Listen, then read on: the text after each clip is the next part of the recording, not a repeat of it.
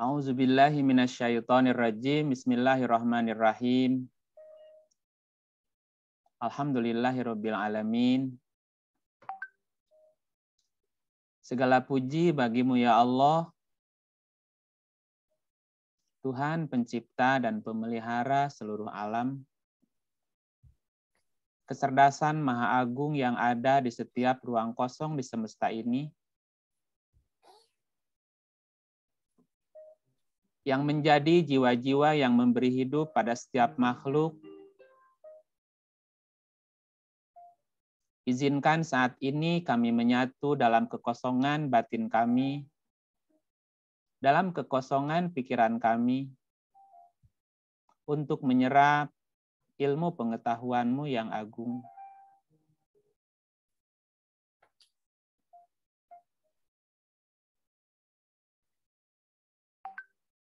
Ya Allah, cahaya langit bumi, kami dan seluruh makhluk di langit dan di bumi bertasbih mensucikan-Mu, bertahmid memuji segala nama-Mu yang maha indah, bertakbir mengakui kebesaran-Mu di semesta raya ini. Kami di sini berkumpul menyatu dalam satu pengetahuan yang datang dari sumber-Mu yang satu.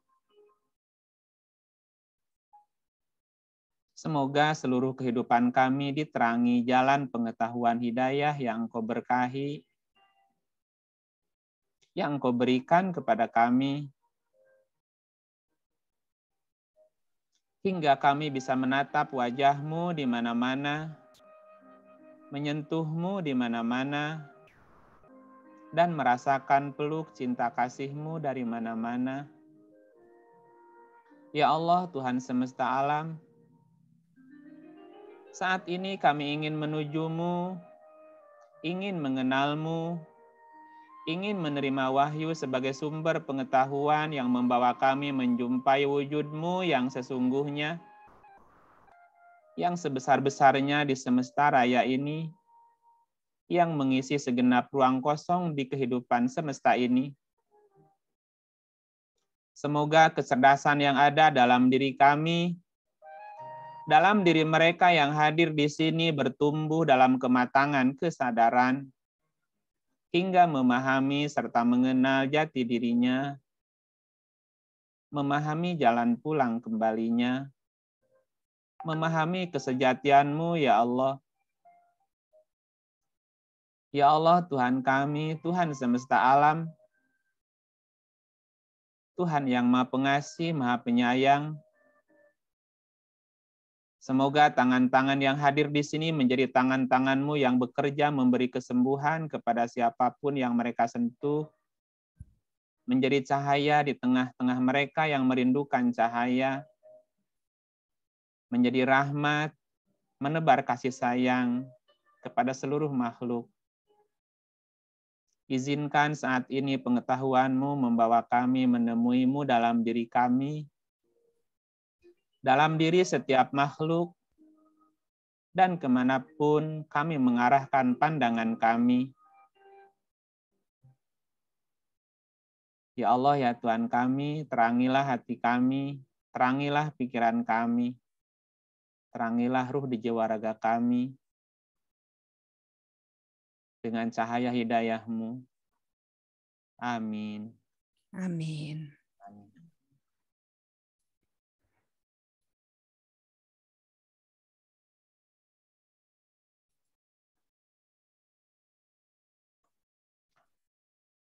Bapak, Ibu, sahabat-sahabat sekalian, kita masih melanjutkan bahasan tentang asal kejadian. Sebelumnya kita sudah membahas tentang nama Allah. Kemudian juga kita sudah membahas mengenal wujud Allah. Kemudian juga kemarin kita sudah membahas tentang keterangan proses kejadian penciptaan, ya, dari mulai alam lahut, alam jabarut, alam malakut, kemudian alam sogir, alam zat, dan alam nasut, kemudian Nah, dia bersemayam di atas arsy. Ya, selanjutnya kita akan berbicara tentang, ini subtemanya ya, keterangan wujud. Keterangan tentang wujud secara ilmu pengetahuan. Udah belum ini, Bu? Belum ya? Keterangan tentang wujud. Ini sub yang keempat ya. Sub yang keempat. Jadi dalam atau secara ilmu pengetahuan, wujud itu dibagi dua. Ada wujud hakiki, ada wujud majazi. Ya. Wujud hakiki adalah wujudnya Allah. Wujudnya Allah adalah wujud yang tidak didahului dengan tidak ada. Dan wujud Allah tidak bersandar kepada wujud yang lain. Inilah yang dimaksud dengan wujud hakiki. Wujud yang tidak didahului dengan tidak ada dan tidak bersandar kepada wujud lain. Yang kedua disebut dengan wujud majazi. Wujud majazi adalah wujudnya selain Allah. Nah, wujud majazi ada 3 macam. Ya, wujud majazi ada tiga macam. Yang pertama wujud aridi, yang kedua wujud idofi, dan wujud nisbi. Nah, apa itu wujud aridi? Wujud aridi adalah jadi adanya sesuatu itu didahului dengan tidak ada. Itu namanya wujud aridi. Jadi keberadaan yang didahului dengan tidak ada sebelumnya. Dulu nggak ada, sekarang ada. Nah, itu namanya wujud aridi. Wujudnya baru gitu ya. Jadi dulu tidak ada, sekarang ada. Alam semesta ini dulunya tidak ada. Nah, sekarang menjadi ada. Maka termasuk wujud aridi. Nah, yang kedua ada wujud idofi. Wujud idofi itu keberadaan sesuatu karena bersandar kepada yang lain. Jadi keberadaannya, adanya itu bersandar kepada wujud lain gitu. Seperti adanya siang karena ada malam. Ada akibat karena ada sebab. Ya, gitu ya. Adanya kehidupan karena ada air. Jadi keberadaannya bersandar kepada yang lain. Itu namanya wujud idofi. Adanya anak karena adanya ibu, bersandar. Nah, itu namanya idofi namanya, Bu. Yang ketiga, wujud nisbi. Wujud nisbi itu wujud artifisial. Nah, wujud artifisial itu wujud yang sebenarnya tidak ada, hanya karena sepakat aja itu ada maka jadi ada. Itu namanya wujud artifisial namanya. Jadi wujud nisbi itu sebenarnya nggak ada, tapi karena sepakat ada maka jadi ada gitu. Jadi adanya karena kesepakatan nisbi atau namanya artifisial saja. Contoh, kolong meja itu. Kolong meja. Ya kolong itu sebetulnya nggak ada. Karena ada meja disebutlah kolong meja. Kalau mejanya diangkat ada nggak kolong meja, Bu? Sebetulnya kolong meja itu kan nisbi sebetulnya. Atau seperti dimensi waktu.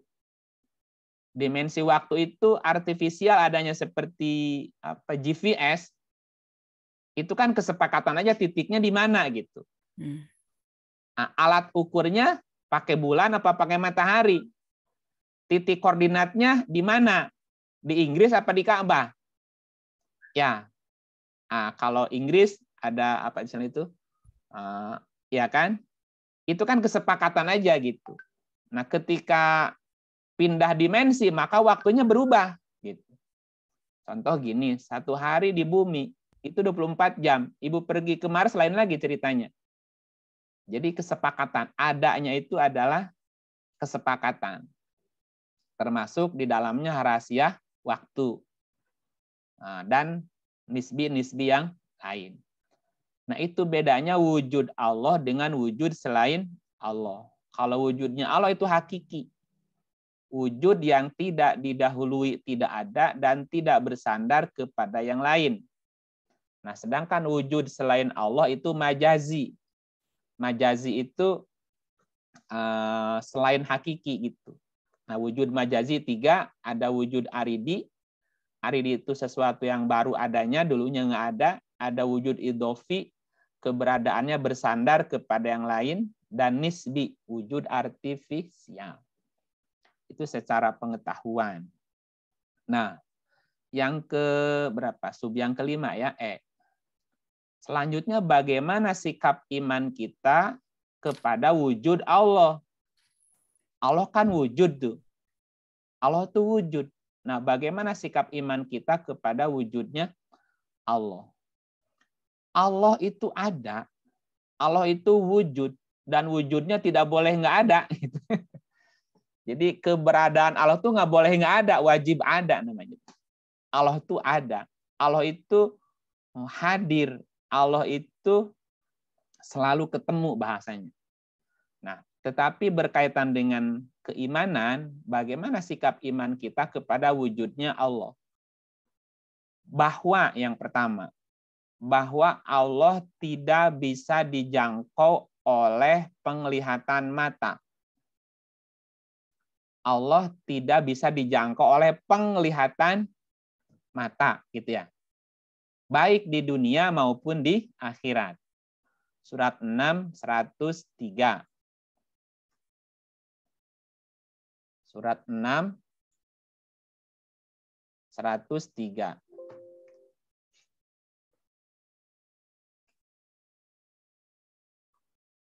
La tudrikuhul absor, wa huwa yudrikul absor, wa huwal latiful khabir. Ya. Dia tidak dapat dicapai oleh penglihatan mata. Dia tidak dapat dicapai oleh penglihatan mata. Sedang dia dapat melihat segala penglihatan. Dan dialah yang maha halus lagi maha mengetahui. Halusnya maha, karena maha, maka dia tidak dapat dicapai oleh penglihatan mata. Oke. Jadi ya udah gitu sikap imannya, bahwa dia tidak dapat dicapai oleh penglihatan mata. Jangankan dia, Bu, jangankan dia ya. Oksigen yang kita hirup terlihat nggak oleh mata kita, Bu? Itu aja nggak kelihatan. Itu kan makhluknya loh. Makhluknya aja ada yang tidak terjangkau oleh penglihatan mata. Oksigen tuh nggak kelihatan wujudnya. Padahal dia ada kan? Ada. Allah tidak bisa dijangkau oleh penglihatan mata. Oke, itu yang pertama. Yang kedua, walaupun Allah tidak bisa dijangkau oleh penglihatan mata, tetapi Allah bisa ditemui ya Bu ya. Nah, ditemui. Coba kita lihat ayatnya dulu ya. Suratnya surat 84 ayat 6. 84 ayat 6. Ya ayyuhal insanu innaka kadihun ila rabbika kadhan famulaki. Hai manusia, sesungguhnya kamu telah bekerja sungguh-sungguh menuju Tuhanmu, maka pasti kamu akan menemuinya. Oh, ternyata Tuhan bisa ditemui. Ya, kita lihat 6:31. 6:31. Qad khasiral ladzina kadzdzabu biliqa'illah.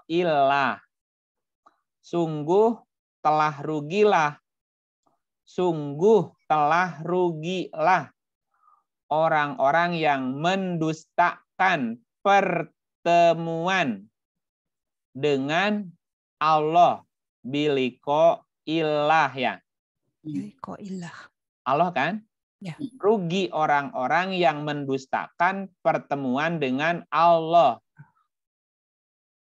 Berarti Allah bisa ditemui dong? Bisa. Bisa. Yang mendustakan rugi dia. Oke, itu poin 2 ya. Nah, poin 1 bahwa Allah tidak bisa dijangkau oleh penglihatan mata. Tapi Allah bisa ditemui. Bagaimana caranya? Tidak bisa dijangkau penglihatan mata, tapi bisa ditemui. Bertemu Allah itu menggunakan kata-kata liko. Liko itu juga bisa berarti berinteraksi. Jadi pertemuan dengan Allah itu dalam bentuk interaksi. Interaksi itu seperti kita bernafas, Bu. Setiap hari, setiap saat kita kan berinteraksi dengan Allah. Dengan Allah. Dengan nafas, dengan oksigen. Dengan oksigen. Oh ya. Jadi bentuk pertemuan kita dengan udara adalah dengan napas tadi, walaupun kita tidak melihatnya gitu. Nah, dengan Allah kita tidak bisa melihat, tetapi bisa berinteraksi. Apa bentuk interaksi kita dengan Allah, Bu? Bentuknya seperti apa? Banyak banget. Ya. Banyak banget. Contoh satu aja. Nafas. Bagaimana kita berinteraksi dengan Allah? Contoh ya, saya kasih contoh. Allah itu tidak terjangkau penglihatan mata. Oke, berarti bisa dibayangkan nggak, Bu? Nggak bisa dibayangkan. Nggak bisa dibayangin karena tidak terjangkau penglihatan. Jadi Allah tidak bisa dibayangkan. Oke.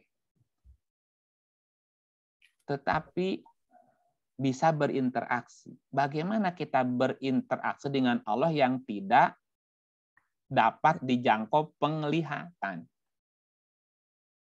Allah itu di ayat yang lain, ya kita lihat ayatnya dulu.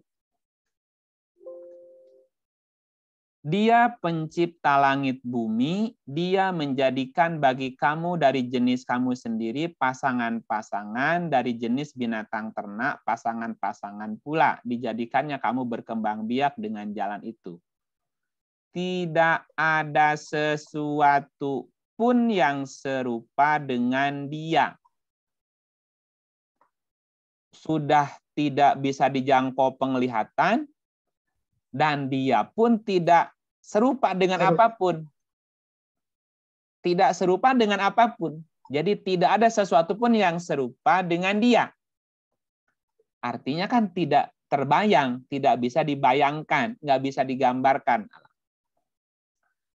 Bagaimana kita bisa berinteraksi dengan Allah yang tidak bisa terjangkau penglihatan mata, juga tidak bisa dibayangkan seperti apa.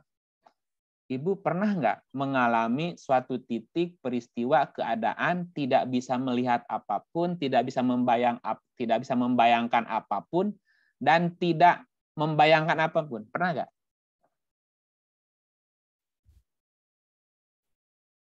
Ada di titik, kita ada di titik ya, titik itu apa namanya itu kondisi keadaan kita tidak sedang membayangkan apapun, tidak sedang melihat apapun, tidak sedang memikirkan apapun. Pernah nggak ada titik itu? Kalau lagi tidur. Good. Lagi tidur. Kita sering mengalami peristiwa, kita nggak ingat apa-apa, tidak mikir apa-apa, nggak ngebayangin apa-apa, Bu. Tahu-tahu sadarnya pas bangun, kan? Iya. Ya. Nah, itulah titik liko kita dengan Allah, Bu. Oh ya. Oke. Waktu tidur ya. Nah, bisa nggak itu kita lakukan ketika kita terjaga? Ya kalau jadi tuh mikir ini itu segala macam. Nggak susah. Hmm. Ya, balik ayatnya. Lihat ayatnya ya. 39, 42. Itulah titik liko kita dengan Allah, Bu. Ketika kita tidur. Kang, Surat 39, 42. Allah ya. punten.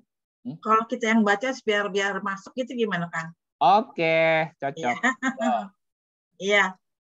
Ayo, Gusti, mangga dibaca. Contohin dulu sama Ibu. Ya, bismillahirrahmanirrahim. Surat 39 ayat 42. Allah memegang jiwa orang ketika matinya dan memegang jiwa orang yang belum mati di waktu tidurnya. Maka dia tahanlah jiwa orang yang telah dia tetapkan kematiannya dan dia melepaskan jiwa yang lain sampai waktu yang ditetapkannya. Sesungguhnya pada yang demikian terdapat tanda-tanda kekuasaan Allah bagi kaum yang berpikir. Bagi kaum yang berpikir. Kalau kita mau berpikir. Ya.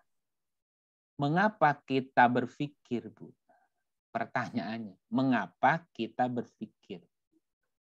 Ya, Allah ngasih kita salah satu perangkatnya adalah berpikir. Kalau nggak dipakai, Allah memberikan kita fasilitas, alat untuk bisa berpikir. Apakah semua orang mau mikir? Belum tentu. Kan tidak juga, walaupun dikasih alat yang sama kan. Tidak semua orang mau berpikir. Oke. Nah, di sini kita disuruh berpikir untuk sekali-kali tidak mikir. Kita itu berpikir ketika kita terjaga, betul nggak, Bu? Ya. Nah, kita berpikir karena kita terjaga. Hudang, nyaring. Bangun. Nyaring, lamun kersane mau mikir. Oke. Nah, ketika kita terjaga, jiwa kita tersadar, disitulah kita bisa melakukan aktivitas berpikir, gitu nggak? Iya. Sementara ketika jiwa kita off, Bu, kita tidak bisa berpikir, kan? Maka kalimatnya gini. Allah memegang jiwa. Allah memegang jiwa. Ketika jiwa itu dipegang, berarti off kan jiwanya? Sehingga kita tidak berpikir. Allah memegang jiwa orang ketika matinya. Orang mati nggak bisa mikir lagi. Dan memegang jiwa orang yang belum mati di waktu tidurnya. Sehingga ketika kita tidur, kita nggak bisa mikir. Walaupun ketika tidur jiwa kita dipegang, Bu, belum tentu dia bisa istirahat dari berpikir. Iya sih, kan suka mikir. Ke bawah mimpi, betul nggak? Iya. Atau mimpi buruk. Iya, mimpi buruk. Berarti jiwanya rehat nggak? Enggak. Capek bangun tidurnya, Bu. Ketika jiwa itu dipegang, Bu, dipegang Allah kan istilahnya, Allah memegang jiwa. Dan kita tidak melakukan aktivitas apapun, Bu. Jadi mun tidur tuh lep gitu, Bu. Lep weh. Gak ada mimpi. Pokoknya mah sadar-sadar nggak sudang gitu. Nggak bisa bercerita tadi ngapain, nggak ada mimpi. Nah, itulah sebetulnya interaksi kita dengan Allah tuh seperti itu. Bahasa lainnya gini. Sempatkan diri dalam sehari semalam 24 jam untuk melakukan kontemplasi. Mau 15 menit, 30 menit, 60 menit, terserah. Kontemplasi, meditasi, semedi, apa namanya? Refleksi. Rehat, istirahatkan semua pikiran, Bu, yang seharian udah kerjakan, panik. Oke, sekarang istirahat dulu ya. Hening, jempling, Bu. Jempling, hening. Pikiran istirahat. Tidak. Nah, ketika kita lep, Bu, tapi nggak tidur ya, nggak tidur. Posisi otaknya di teta. Antara teta dan delta situ. Mun cek orang Sunda mah peureum hayam, Bu. Peureum hayam itu apa ya? Iya, benar. Antara tidur bangun dan tidur. Nah, antara bangun dan tidur, Bu, di situ. Tapi pikiran rehat. Ya mungkin 30 menit atau 15 menit. Sebelum tidur apa bangun tengah malam terserah lah, Bu. Itulah sebetulnya cara kita berinteraksi dengan dia. Tapi itu kalau nggak dilatih memang nggak mudah, Bu. Tidak mudah rehat. Tidak mudah istirahat itu nggak mudah, Bu. Orang yang mikirkan, orang yang banyak kerjaan gimana istirahatnya, Bu? Masih kepikir terus. Coba rehatkan. Kalau nggak bisa, tidurnya harus nyenyak, Bu. Jadi ketika tidur itu semua pekerjaan udah. Nah, udah dulu ya, tunda dulu ya, dilanjutkan besok. Jadi bilangin tuh sama si kerjaan, jangan dibuat tidur. Tidur ya tidur. Semuanya diberesin dulu sebelum tidur. Ini contoh satu aja, Bu. Bahwa Allah tidak bisa dijangkau oleh penglihatan mata. Yang kedua, walaupun tidak bisa dijangkau, Allah bisa ditemui. Maknanya kita bisa berinteraksi dengan Allah. Orang yang mendustakan pertemuan dengan Allah, dia rugi. Karena dia tidak akan pernah mengalami waktu istirahat dalam hidupnya. Nah, yang ketiga, bahwa Allah itu meliputi. Allah itu meliputi segala sesuatu. Ya, meliputi segala sesuatu. Nah, kita suka baca ayatnya tuh surat surat ayat kursi. Nah, ini ayat kursi nih, Bu. Ayo, Buti. Ya. Allah tidak ada Tuhan yang berhak disembah melainkan Dia yang hidup kekal lagi terus-menerus mengurus makhluknya, tidak mengantuk dan tidak tidur. Kepunyaannya apa yang di langit dan di bumi. Tiada yang dapat memberi syafaat di sisi Allah tanpa izinnya. Allah mengetahui apa-apa yang di hadapan mereka dan di belakang mereka, dan mereka tidak mengetahui apa-apa dari ilmu Allah selain apa yang dikehendakinya. Kursi Allah meliputi langit dan bumi, dan Allah tidak merasa berat memelihara keduanya. Dan Allah Maha Tinggi lagi Maha Besar. Wala yuhituna bisyai'in min ilmihi. Ya. Tidak bahasa kalau terjemahnya. Mereka tidak mengetahui apa-apa dari ilmu Allah melainkan apa yang dikehendakinya. Ilmu Allah itu meliputi segala sesuatu. Ya, coba kita lihat ayat yang lain ya, yang lebih tegas ayatnya gini. Surah 4, 126. 4, ayatnya 126.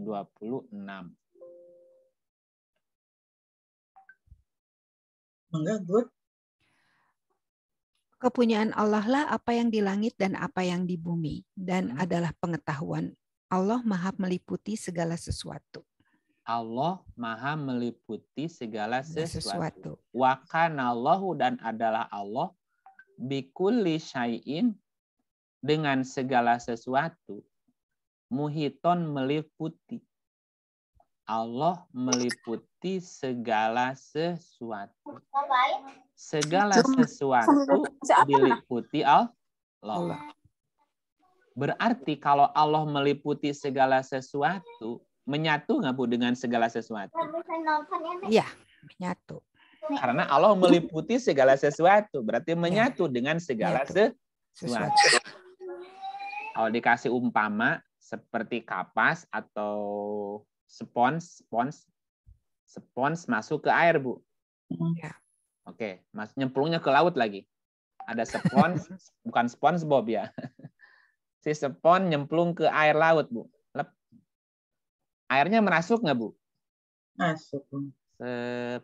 Ya, menyerap. Menyerap. Jadi si sponnya menyerap air kan? Ya. Jadi basah tuh.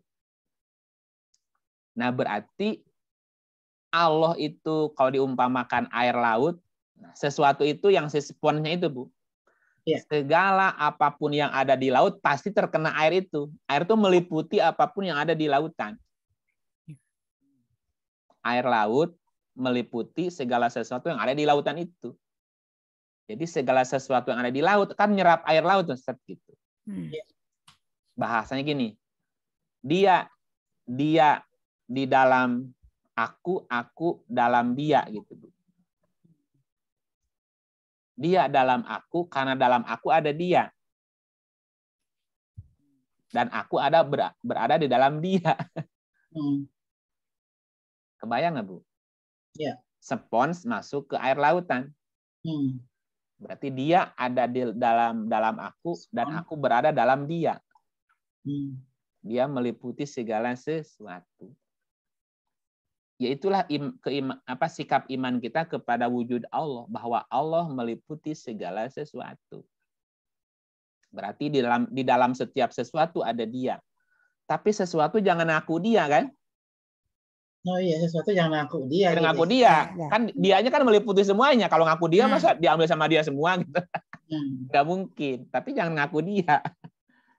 Tapi dalam aku ada dia, iya. Tapi aku bukan dia. Oke. Jadi yang ketiga, Allah meliputi segala sesuatu. Karena dia meliputi segala sesuatu, berarti menyatu dengan semua makhluk yang ada di alam semesta. Iya. Oke, berarti di dalam diri aku ada dia nggak, Bu? Ada. Ada dia. Di dalam dia ada aku yang kecil ini. Jadi Allah itu ya, kan udah ada dalam diriku. Ya. Ya, apa Menyatu. bedanya air yang ada di dalam spons sama air yang di luar spons? Apa bedanya, Bu? Tidak menyatu yang di luar spons. Ah, masa? Kan kalau yang di dalam spons udah menyatu. Ya, Kalau di luar spons terlepas. Terhalang nggak, Bu? Sponsnya kan ngelep ke air, Bu. Sponsnya kan nyelup di air, kan basah tuh. Ya. Apakah air yang ada di luar dengan yang di dalam beda? Tidak. Enggak. Kan airnya Sama, juga. air laut yang asin. Sama kan? Gitu. Sama. Dan nggak terpisah sebetulnya. Sama seperti gini umpamanya. Oksigen yang kita hirup dengan oksigen yang belum kita hirup sama nggak, Bu? Sama. Sama kan? Sama. Tapinya gini. Kadang-kadang ketika si oksigen udah dihirup, udah dikasih label, seakan-akan beda dengan yang di luar itu. Misalnya gini, misalnya kita niup balon, Bu. Merah, kuning, hijau kan? Balonnya ada 5. Merah, kuning, hijau. Apalagi kan? Ada 5 ya? Kuning. Merah, kuning, hijau, Hijau, kelabu, kuning, dan biru. kelabu. Merah dan biru. Merah muda dan biru. 5. 5 balon ditiup, warnanya beda, Bu. Oke. Nah, ketika balon ditiup, di dalamnya ada oksigen kan? Ya. Oh, oke. Oksigen yang di dalam balon dengan yang di luar balon beda apa sama, Bu? Sama. Tetapi kemudian si oksigen yang ada di dalam balon dikasih nama merah gitu. Aku balon merah. Aku balon kuning. Castingnya aja yang... Kan hanya bungkus aja, Bu. Ketika balonnya kempes, Bu, si oksigennya kembali kemana sebetulnya? Ke udara. Jadi, Bu, oksigen yang ada di saya, di Ibu Guti, di Bu Tini, di Bu Amel, sebetulnya beda apa sama sih, Bu? Sama kan? Nah, Allah meliputi segala sesuatu.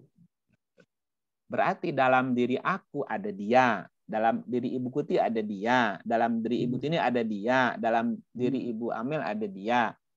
Ya. Dalam diri Ibu Mia ada dia, dalam diri Ibu Ria ada dia. Ya.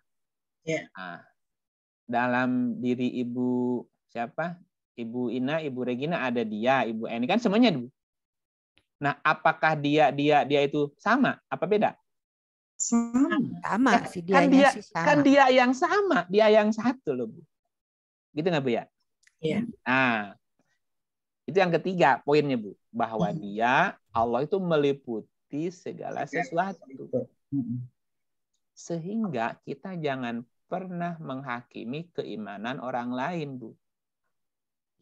Hanya karena nyebut dianya yang beda. Karena dia yang ada yang aku yakini dengan dia yang mereka yakini, ya kan dia yang sama. Hanya yang satu mengakunya balon kuning, ini balon hijau, ini balon merah karena warna kulitnya aja. Iya. Iya kan? Karena dia adalah Tuhannya semesta. Dia itu Allah semua manusia. Bahasanya lah gitu. Jadi kita pahami dulu ininya apa namanya tuh substansinya dulu Bu. Warna silahkanlah. Karena nanti warna itu kalau balonnya meleduk, oksigennya balik ke ini lagi juga sama, udara lagi Bu sama ya. Nah, jangan terjebak di warna warna luarnya. Oke, yang keempat. Pertama, Allah tidak bisa dijangkau oleh penglihatan mata. 2, walaupun tidak bisa dijangkau penglihatan, Allah bisa diliko. Diliko itu ditemui dengan interaksi. Interaksi dengan dia ketika kita tidak seperti apa-apa. Karena dia tidak bisa dibayangkan, dia tidak ada serupa dengan apapun. Nah, seperti tadi contohnya. Ketika kita tidur tidak melewati peristiwa mimpi. Pokoknya tidur teh plek pas sadar pas bangun gitu. Tadi aku ngapain ya? Enggak tahu, kita nggak pernah tahu. Itu ketika kondisi jiwa dipegang dia namanya. Nah, kita tidak membayangkan apapun di situ. Nah, yang ketiga bahwa Allah meliputi segala sesuatu. Karena dia meliputi berarti menyatu dengan segala sesuatu di alam semesta ini. Yang keempat, bahwa dengan Allah kita bisa mengenal. Atau gini, Allah bisa dikenali, bisa dipahami. Nah, mengenal Allah itu namanya ma'rifat. Ma'rifat itu artinya mengenal. Walaupun nggak bisa dilihat, karena bisa ditemui dan dia menyatu, maka kita bisa mengenalinya. Ginilah, gampangnya gini Bu. Kalau Ibu nerima telepon, ya nerima telepon aja dulu. Sekarang kan nomor telepon ada nomornya langsung keluar kan? Kalau masih telepon rumah dulu, yang masih diputar-putar kan, siapa yang telepon kan belum tahu ya Bu ya? Ya. Nah, ketika ada suara dari seberang sana di telepon, halo, Ibu udah bisa nebak nggak ini siapa kira-kira? Bisa. Nah, nada suaranya. Berarti kita bisa mengenal seseorang dengan suaranya kan? Karena suaranya udah kita kenalin. Nah, ini si Anu. Ada lagi.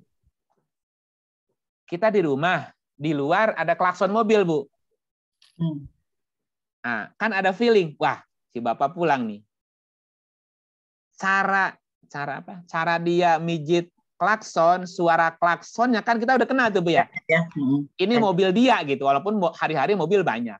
Wah, si Bapak pulang tuh mana? Di luar. Padahal orangnya belum masuk, baru mijit klakson doang. Kita udah kenal suara klaksonnya. Contoh lain, kita bisa mengenali seseorang karena apa? Langkah sepatunya, Bu. Iya. Nah, ini dia nih. Kenapa? Karena kita sudah sering berinteraksi dengan dia, maka kita bisa mengenali dia dari suaranya, dari gesturnya, dari langkahnya, atau dari apanya. Ada sesuatu yang bisa kita kenali. Atau dari baunya kan, karena tahu. Dari aromanya enggak, walaupun nggak lihat. Wah, dari ini parfumnya. Dari parfum. Karena sering udah kenal dari baunya. Nggak pakai parfum aja, Bu. Dari bau badannya ketahuan, Bu. Ya.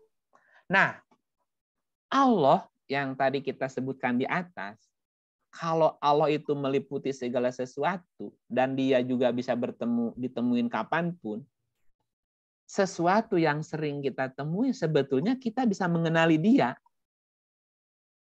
Ya, jadi Allah tuh bisa dikenali sebetulnya. Dari apanya? Ya dari banyak hal, Bu. bagaimana Allah menciptakan kita, bagaimana Allah menghidupkan kita, bagaimana Allah menghela nafas kita, bagaimana Allah mendetakkan jantung kita, bagaimana Allah mengedipkan bola mata kita, bagaimana Allah menggerakkan lidah kita berbicara, bagaimana Allah menggerakkan tangan kita bekerja. Sebetulnya kalau itu kita sadari bahwa semuanya ada yang kuasa menggerakkan ini, disitulah kita bisa mengenal Dia sebetulnya. Tapi tadi karena kesadaran kita nggak matang-matang, Iya. walaupun hari-hari berinteraksi, Nggak sadar-sadar ya. nggak sadar-sadar, nggak kenal-kenal. For granted gitu loh kan. Iya, tetap aja dengan Allah kita nggak kenal. Padahal sebetulnya dengan itulah kita bisa mengenal Dia, Bu. Yang tadi yang kita tuh sebetulnya berinteraksi dengan Dia setiap saat. Karena Dia yang menghidupkan, Dia yang mematikan, Dia yang memberi rezeki, Dia kan semuanya Dia tuh, Bu. Tapi kenapa ya? Sulit sekali mengenal Dia gitu, Bu. Masalahnya sadar apa enggak? Makanya tadi kesadarannya mesti ditumbuhkan. Ini poin 4 ya, ayatnya belum. Surat 2, maaf, ya surat 2, 198. 198. Ini cerita haji, nggak apa-apa. Ini dong sekarang gantian. Mia. Ya, Atau Mangga. siapa? Ya, Mangga. Mangga Teh Mia. Ya, auzubillahi minasyaitonirrajim. Bismillahirrahmanirrahim. Tidak ada dosa bagimu untuk mencari karunia, rezeki hasil perniagaan dari Tuhanmu. Maka apabila kamu telah bertolak dari Arafah, berzikirlah kepada Allah di Masjidil Haram dan berzikirlah dengan menyebut Allah sebagaimana yang ditunjukkannya kepadamu, dan sesungguhnya kamu sebelum itu benar-benar termasuk orang-orang yang sesat. Ya, saya terjemahin ya. Ini. Tidak ada dosa bagimu untuk mencari fadlan. Fadlan itu fadilah. Fadilah itu bisa karunia, bisa kelebihan-kelebihan lain ya. Maka apabila kamu telah bertolak dari Arafah, faida afadtum min Arafah. Apabila kamu telah bertolak dari Arafah. Berarti Arafah harus dijadikan titik tolak. Arafah dari kata Arafah. Arafah itu artinya mengetahui, juga bisa berarti mengenal. Ya, mengenal atau mengetahui atau memahami. Ada ayat ini, coba lihat ayat ini, 49:13 ya. Ini ada kata-kata li ta'arofu. Ta'arofu artinya saling mengenal ya. Li ta'arofu. Hai manusia, sesungguhnya kami menciptakanmu dari seorang laki-laki dan seorang perempuan dan menjadikan kamu berbangsa-bangsa dan bersuku-suku agar kamu li ta'arofu. Ta'aruf. Ta'arofu dari kata arofa, artinya mengenal, mengenali, memahami, mengetahui gitu. Jadi kita dengan yang lain harus saling mengenali, harus saling memahami, harus saling mengetahui. Dengan Allah juga kita harus mengenal, harus mengetahui gitu. Surat 2, balik lagi ke tadi ya. Apabila kamu telah bertolak dari Arafah. Jadi Arafah harus jadi titik tolak. Kita kenal dulu ya. Iya. Berangkatlah dari titik tolak Arafah. Arafah sebagai pengetahuan, Arafah sebagai pemahaman. Berangkatlah dari pengetahuan, berangkatlah dari pemahaman. Kalau kita melakukan sesuatu, berangkatnya bukan karena pengetahuan, Bu. Bukan karena paham, bukan karena kita mengenal. Jadi apa kira-kira, Bu? Pasar. Ya, itulah itulah yang disebut dengan tersesat namanya, Bu. Iya, nyasar. Nyasar lah, gimana? Tersesat pasti. Masya Allah. Ya. Maka kepada Allah kita harus ma'rifat. Harus kenal. Kenalnya. Harus kenal. Bagaimana kita bisa pulang kepada Allah? Allahnya nggak kenal, Bu. Ya. Iya loh. Pulang kemana? Nggak Ya. dikenal sama Allah kali, kalau datang juga nggak diterima. Allah mah pasti kenal kita, cuman Iya. kita nggak bisa pulang ke dia yang nggak dikenali, Bu ya. Iya. Nah, itu maknanya gitu. Bertolaklah dari Arafah. Semua hal yang kita lakukan harus bertolak dari Arafah. Dari pengetahuan, dari pemahaman. Karena kita mengenal sesuatu. Nah, kalau sudah Arafah, Bu, sudah mengenali, sudah mengetahui, sebutlah fadkurullaha. Fadkuru ini diartikannya berzikirlah, sebutlah Allah. Ingatlah Allah. Ingatlah Allah. Kita bisa ingat Allah kalau sudah Arafah. Ya kalau udah kenal, kalau nggak kenal gimana nyebut dia nyebut dianya pun nggak apa namanya, ya asup hati gitu, Bu. Bermakna. Nggak, iya kurang greget. Kurang greget ya, Bu ya. Ya. Saya ngasih gambaran gini lah, Bu. Kita kan pernah muda ya, Bu ya. Halo? Benar nggak, Bu? Ya. Kita kan pernah muda dulu kan. Zaman kita dulu belum ada WhatsApp kan, belum ada IG, belum ada medsos ya, Bu ya. Ya. Iya. Waktu muda punya pacar dulu, Bu, mantan suami kita dulu kan. Katakanlah pacar kita jauh, Bu, di jauh kota. Kita kuliah di ITB, pacar kita kuliah di UNER, Bu, misalnya, Bu ya, di Surabaya di mana? Ya misalnya nih, kita punya pacar jauh.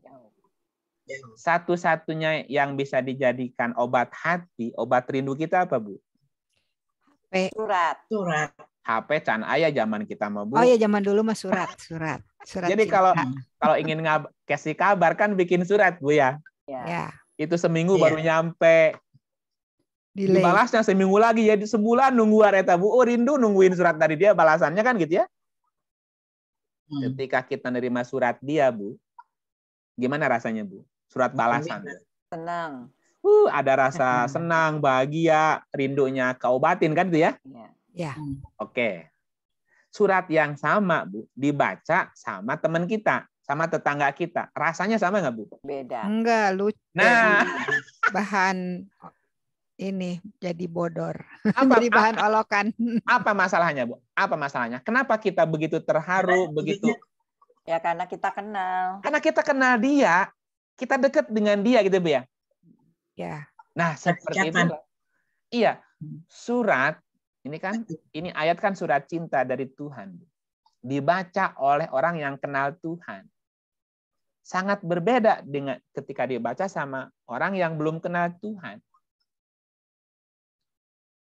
Nama yang sama, pacar kita disebut, Bu, sama orang lain nyebut nama pacar kita. Ada ser nggak, Bu, di hati, Bu?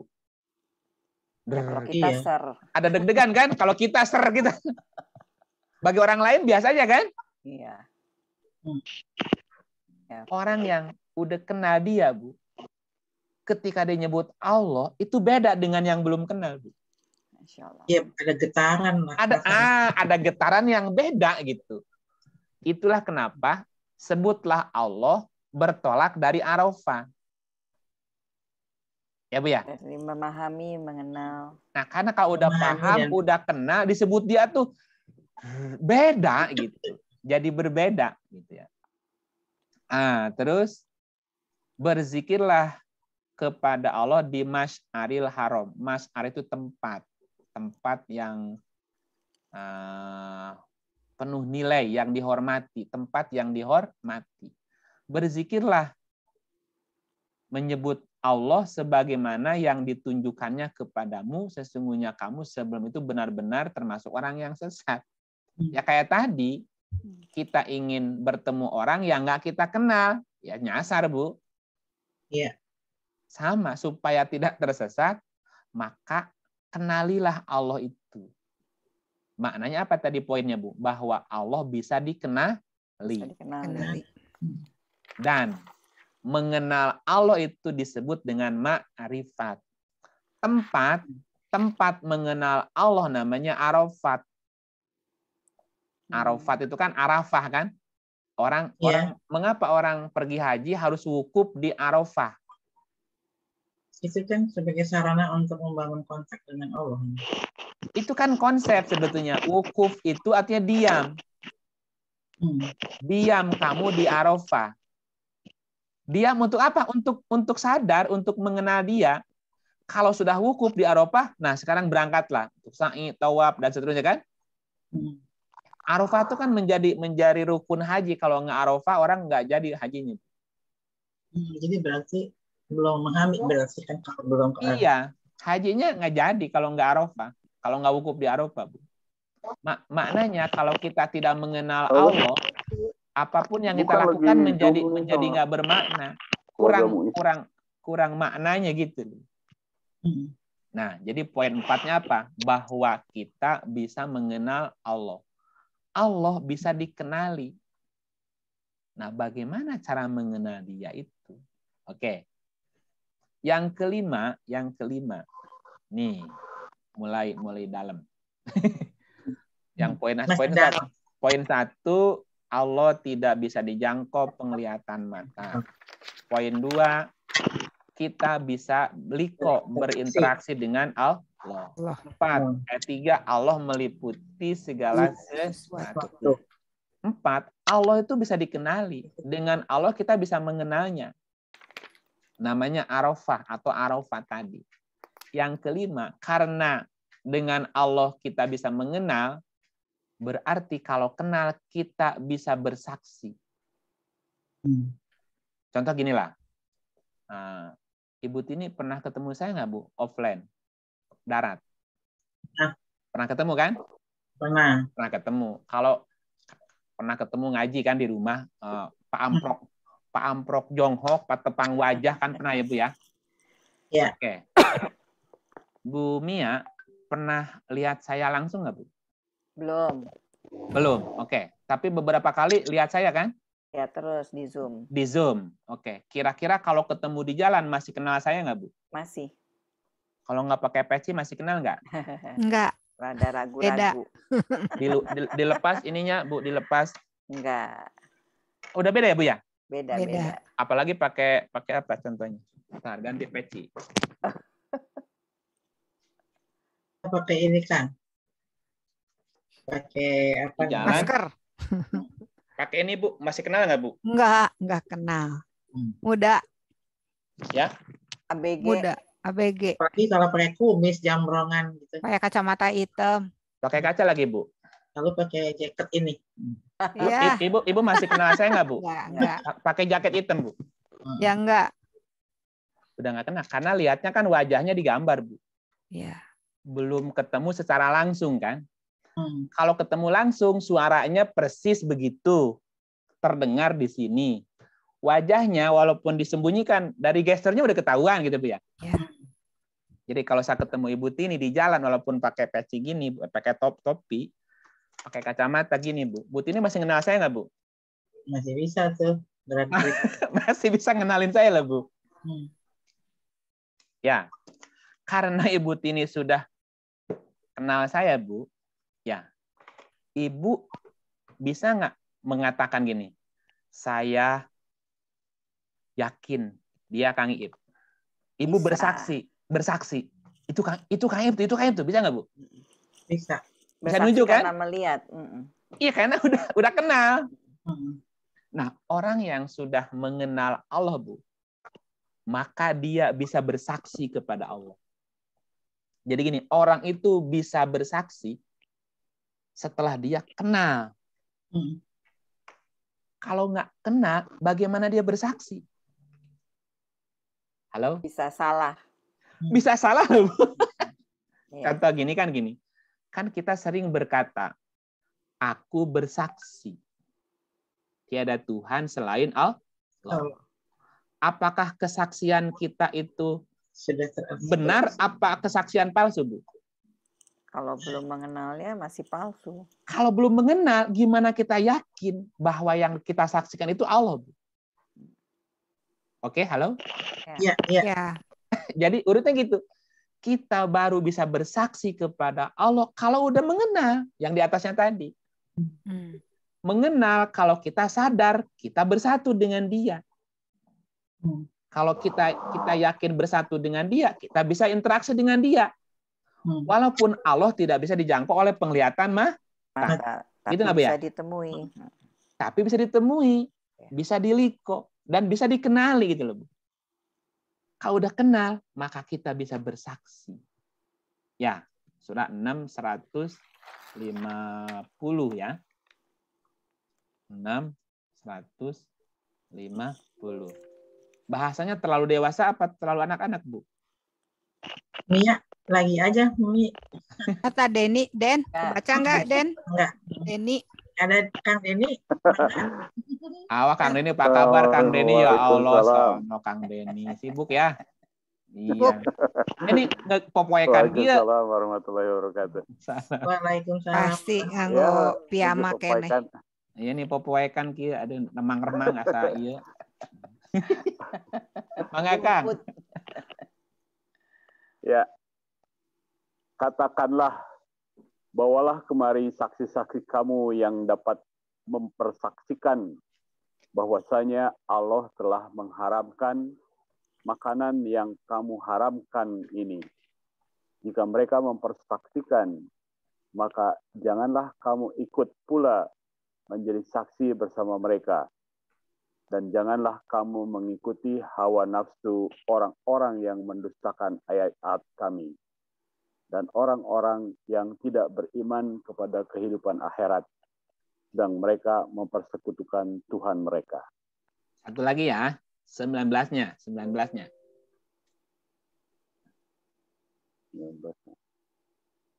Katakanlah, siapakah yang lebih kuat persaksiannya? Katakanlah, Allah. Dia menjadi saksi antara aku dan kamu. Dan Al-Quran ini diwahyukan kepadaku, supaya dengan dia aku memberi peringatan kepadamu dan kepada orang-orang yang sampai Al-Quran kepadanya.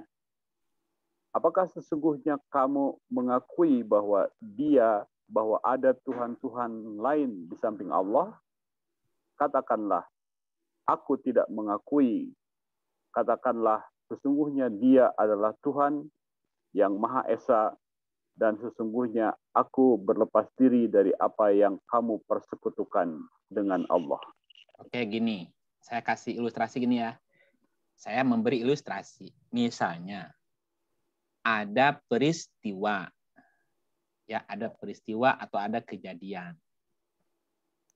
Kemudian, karena peristiwa itulah ada orang menuduh ya, bahwa Kang Denny melakukan kegiatan tidak baik. Ya. Dan kejadiannya jam 20. Antara jam 20 sampai jam 21. Misalnya, Kang Denny dituduh oleh seseorang melakukan aksi tidak baik antara jam 20 sampai jam 21. Hari Rabu. Hari Rabu jam 20 sampai jam 21. Seminggu kemudian, Bu. Bu Tini berani nggak bersaksi bahwa Kang Denny tidak bersalah? Tidak berani bersaksi kalau tidak saya punya bukti atau punya ini ya. Lah iya kan Bu Tini tahu jam 20 sampai jam 21 Rabu tanggal 9. Hari Rabu tanggal 9 antara jam 20 sampai jam 21 Kang Denny ada di sini, Bu. Lagi ikut. Iya, kalau itu iya. Bisa bersaksi bahwa kenapa? Karena Ibu ini tahu persis melihat Kang Denny ada loh bacain ayatnya. Nggak mungkin lah dia melakukan kegiatan lain pada jam yang sama. Di tempat lain. Di tempat lain gitu ya. Iya. Di tempat lain. Orang lagi baca jam segitu lagi ngikut. Atau satu rumah. Satu rumah bareng melakukan kegiatan yang sama. Ibu Tini bisa bersaksi bahwa Kang Denny tidak bersalah. Kenapa? Saya menyaksikan dengan mata kepala sendiri. Jam segitu Kang Denny dengan saya melakukan ini gitu. Ada bukti? Ada. Ini ada catatannya, ada videonya, ada rekamannya. Ini Kang Denny ada di sini. Kenapa? Karena kita menyaksikan dia, melihat dia hadir gitu. Oke, nah, coba kita lihat ayatnya. Siapakah yang lebih kuat persaksiannya? Katakanlah Allah. Kenapa? Karena Allah tadi meliputi segala sesuatu. Karena Allah meliputi segala sesuatu, dia menyatu dengan segala sesuatu, berarti dia tahu persis apa yang terjadi, yang dialami oleh segala sesuatu. Maka tidak ada yang lebih kuat persaksiannya kecuali Allah. Dan ayat berikutnya, dia menjadi saksi. Kenapa dia menjadi saksi? Karena dia meliputi segala sesuatu. Dia menyaksikan setiap peristiwa. Dia melihat setiap peristiwa. Dia tahu apa yang terjadi. Maka dia menjadi saksi antara aku dan kamu. Nah, orang-orang yang mengenal dia, Bu, mengenal dia, Allah, dia bisa bersaksi. Tiada Tuhan selain Allah. Nah, Allahnya itu dia kenal gitu. Nah, bagaimana orang yang belum mengenal Allah, dia bersaksi kepada Allah? Itu nggak, Bu ya? Iya. Bagaimana orang yang bisa menjadi saksi atas Ibu Tini, sementara orang itu nggak kenal siapa Ibu Tini? Iya. Gimana dia akan bersaksi? Bagaimana orang bisa berkata, aku bersaksi, tiada Tuhan selain Allah, sementara dia nggak kenal Allahnya, Bu? Berarti syahadatnya, ucapannya masih sebatas teori. masih apa namanya, dusta. Iya. Masih dusta. Makanya di ayat sebelumnya tadi, ya di surat berapa tadi? Sebelumnya surat 150 ya. 150 lihat lagi coba. 150-nya balik lagi ya. Ada orang yang mengatasnamakan Allah, Bu. Dia bersaksi, tapi dia sendiri berdosa sebetulnya. Katakanlah, bawalah kemari saksi-saksi kamu yang dapat mempersaksikan bahwa Allah telah mengharamkan. Bahwa Allah telah mengharamkan ini. Jadi gini, ada orang mengatasnamakan Allah, memberi fatwa, ini haram, ini haram, ini haram, ini haram. Atas nama Allah. Bawalah kemari saksi kamu. Siapa saksimu yang bisa memberi kesaksian bahwa Allah telah mengharamkan ini?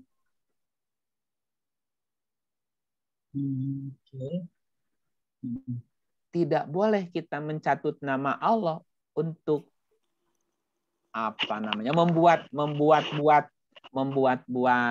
hukum gitu, Bu. Haram. Atas nama Allah haramnya lagi. Demi Allah haram ini. Datangkan saksinya. Datangkan saksi kalau Allah mengharamkan itu. Kalau bahasa kita, adakah buktinya gitu? Buktiin gitu ya. Buktikan. Mana buktinya kalau Allah mengharamkan itu gitu loh. Kalau nggak ada berarti dia berdusta. Maka dia, jika mereka mempersaksikan, jangan kamu ikut pula menjadi saksi bersama mereka. Karena mereka mengaku-ngaku. Mereka tidak punya bukti untuk menjadi saksi gitu. Jangan kamu mengikuti hawa nafsu orang-orang yang mendustakan ayat Allah. Mendustakan. Dan orang-orang yang tidak beriman kepada kehidupan akhirat, sedang mereka mempersekutukan Tuhan mereka. Di ayat 19 saya coba lihat ya. Apa coba ke hubungannya? Ini ayat berikutnya setelah saksikan, dan Al-Quran ini diwahyukan kepadaku supaya dengan dia aku memberi peringatan kepadamu dan kepada orang-orang yang sampai Al-Quran kepadanya. Al-Quran ini bisa jadi saksi. Kenapa? Karena Quran wahyu Allah. Berarti firman Allah. Misalnya ada orang bilang, Ibu Tini nggak boleh kerja di bank. Haram. Oke, misalnya nih, kerja di bank haram. Kita berkata, datangkan saksi. Datangkan saksi kalau bekerja di bank haram. Maknanya apa? Tunjukkan bukti. Bahwa Allah mengharamkan kerja di bank. Mana buktinya? Tunjukkan wahyunya. Tunjukkan Qur'annya. Tunjukkan Qur'annya. Kalau dia tidak bisa menunjukkan, berarti dia telah berdusta. Berdusta berarti telah mempersekutukan Allah. Oke. Nah gitu. Nah, maknanya jangan sekali-kali mencatut nama Allah sesuatu yang Allah tidak melakukan itu. Atau Allah tidak mengatakan itu gitu. Karena saya bersaksi tiada Tuhan selain Allah, tidak boleh berdusta atas nama Allah. Saya menjadi saksi. Saya menyaksikannya sendiri. Nggak ada begitu misalnya. Nah, kalau nggak ada berarti dia dusta. Kalau dia dusta berarti mempersekutukan Allah. Allah bilang tidak, dia bilang iya. Nah, berarti kan Allahnya jadi dua nih. Allah bilang halal, dia bilang haram. Berarti kan menduakan Allah namanya, Bu. Oke, jadi gitu ya. Jadi kepada Allah kita bisa bersaksi. Salah satunya kita bisa menjadi saksi kepada Allah dengan menunjukkan ayatnya. Ini wahyu Allahnya begini. Ini suratnya, ini ayatnya. Ketika orang mengatasnamakan Allah, mengatakan ini haram, ini haram, ini haram, terus nggak ada keterangan haramnya, maka dia telah berdusta kepada Allah. Dan dia telah mempersekutukan Allah. Ya, gitu maknanya gitu ya. Ya. Oke, jadi kepada Allah kita bisa bersaksi. Bersaksi dengan apanya? Dengan wahyunya. Dengan firman-Nya. Dengan ayat-ayatnya gitu loh. Contoh gini lah. Misalnya Ibu Tini mengaku. Suaminya siapa dulu? Pacarnya lah, zaman masih pacaran lah. Yang pernah jadi pacar siapa dulu, Bu? Misal. Ya? Aking. Siapa, Bu? Aking. Aking. Nah, saya itu kan pacarnya Aking. Ya, Bu ya? Ibu mengaku pacarnya dia waktu itu, waktu masih remaja dulu. Sebelum nikah kan? Kamu jangan macam-macam sama Aking. Emang kenapa? Dia kan pacar aku. Calon suami aku. Kamu ngaku-ngaku aja. Ada bukti. Dia tuh calon suami aku. Nih, ada cincinnya nih. Tuh, ini cincin tunangannya. Ibu kan bisa nunjukin loh gitu maksudnya, Bu. Nih cincin tunangannya. Nih foto waktu lamarannya ada. Nih. Kalau Ibu Tini nggak bisa nunjukin itu, apa namanya, Bu? Bohong. Kan ngaku-ngaku. Ngaku-ngaku. Nah, banyak orang yang ngaku-ngaku bertuhan. Ngaku-ngaku udah kenal Tuhan. Mengatasnamakan Tuhan. Tapi nggak bisa nunjukin bukti. Kalau dia kenal Tuhan. Kalau dia tahu firman-firmannya Tuhan. Nggak bisa nunjukin. Berarti kamu bohong gitu bahasanya, Bu. Berarti kesaksianmu palsu. Syahadatnya belum sah. Belum jadi. Orang nggak kenal gimana bersaksi. Iya. Nah, yang keenam. Hanya ada 6 aja, Bu ya. Nah, yang keenam. Apa yang keenam? Kita bisa berinteraksi dengan Allah untuk disempurnakan. Jadi interaksi kita dengan Allah adalah untuk disempurnakan. Disempurnakan sebagai apa, Kang? Jiwanya. Oke. Disempurnakan jiwanya. Dari amarah menjadi lawamah, jadi mutmainnah. Ya. Karena setiap kita sesungguhnya perjalanan menuju kesempurnaan sebagai makhluk ya, bukan sebagai Tuhan. Sebagai makhluk. Tadi surat 39:42 ayatnya. Dibaca di awal tadi ya. 39:42. Oke.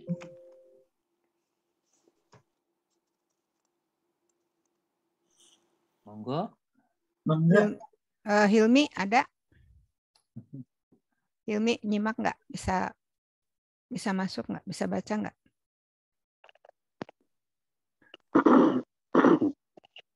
Hilmi masih di mute. Masih di mute. Oke, kalau begitu Yuli. Udah Hilmi udah dibuka. Halo. Oke. Ya, oke. Ya. Allah memegang jiwa orang ketika matinya dan memegang jiwa orang yang belum mati di waktu tidurnya. Maka dia tahanlah jiwa orang yang telah dia tetapkan kematiannya dan dia melepas jiwa yang lain sampai waktu yang ditetapkan. Sesungguhnya pada yang demikian itu terdapat tanda-tanda kekuasaan Allah bagi kaum yang berpikir. Allah memegang jiwa. Memegangnya, coba lihat Arabnya, Bu. Allahu yatawaffa. Yatawaffa itu wafat. Wafat, telah wafat. Apa yang kebayang, Bu? Mati, meninggal. Mati. Padahal wafat dengan mati lain. Lain, wafat dengan mati nggak sama. Allahu yatawaffal anfus. Allah mewafatkan jiwa. Wafat ya? Allah mewafatkan jiwa ketika mati. Jadi wafat dengan mati beda. Allah mewafatkan orang ketika mati. Dan mewafatkan orang yang belum mati ketika tidur. Ya, jadi mewafatkan, jadi Allah mewafatkan orang yang mati dan mewafatkan orang yang belum mati ketika tidur. Berarti orang yang tidur juga wafat. Ya. Orang tidur wafat. Orang mati juga wafat. Orang yang wafat apakah pasti mati? Pasti. Kalau di sini sih tidak ya. Enggak, belum tentu mati. Enggak. Kalau tidur kan bangun lagi. Ya. Gitu, Bu. Jadi orang yang wafat belum pasti mati. Atau tidak harus mati gitu loh, Bu. Iya. Orang itu wafat tidak harus mati. Tapi orang mati pasti wafat. Oke. Tapi orang yang wafat belum tentu mati. Kenapa? Orang tidur juga diwafatkan bahasanya, Bu. Oke, gitu ya. Maknanya biar ketangkap dulu. Kalau begitu, wafat itu apa artinya, Bu? Istirahat sejenak. Cuman kalau tidur, bangun lagi kan? Ya. Udahan istirahatnya. Kalau mati, nggak bangun lagi. Udah. Itu aja bedanya. Jadi kalau mati terus-terusan. Ya, jiwanya terus nggak bangun lagi. Itu maknanya. Jadi wafat dengan mati dua hal yang berbeda. Telah wafat, telah sempurna berarti, Bu. Nah, orang wafat itu bisa mati, bisa tidur. Jadi wafat tidak harus mati. Tidur juga wafat. Karena wafat salah satu artinya sempurna. Misalnya ya, kita tunjukin ayatnya. Surat 3, 185. Coba lihat, Bu. Jadi siapa nih, Good? Boleh. Siapa nih? Ria. Ria bisa menyimak atau menggendong cucu? Amel. Amel.